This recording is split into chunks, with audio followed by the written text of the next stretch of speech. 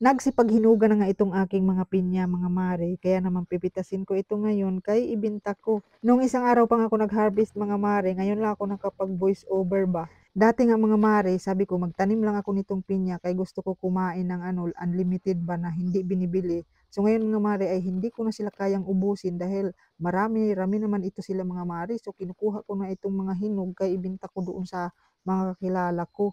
So kung hindi man ito mga mare mabenta or hindi man sila bibili, ay ipamigay ko na lang siguro ito 'no. Yung mga kapatid ko naman dito mga mare, ay naku marami pa silang tanim na pinya kaysa sa akin. So kaya naman, hindi ko din sila mabibigyan dahil meron din sila 'no. O 'di ba ang galing ko na mag-Tagalog, wala kayo diyan 'no, bahala kayo diyan basta mag-Tagalog na ako. So huwag kayong magbubuot kung sagol saksak sinagol itong aking ano Tagalog 'no, kay nag-ano pa ako maghasa pa ako dito mga mare ng mag-Tagalog kay pupunta ako ng ano Manila.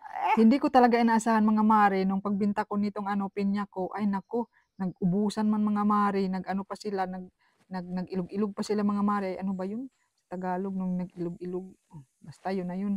Tapos mga mare, kulang-kulang pa mga mare, meron pa nag-order, meron pa nagpa-reserve, ay naku, sinasabi ko na talaga mga mare na wala na kay ano, hindi pa man hinog, o okey lang daw kahit hindi hinog basta magulang na ay puwedeng na daw. Ay naku, paano ba naman kasi mga mare, ang tamis-tamis daw ng ano, pinya ko.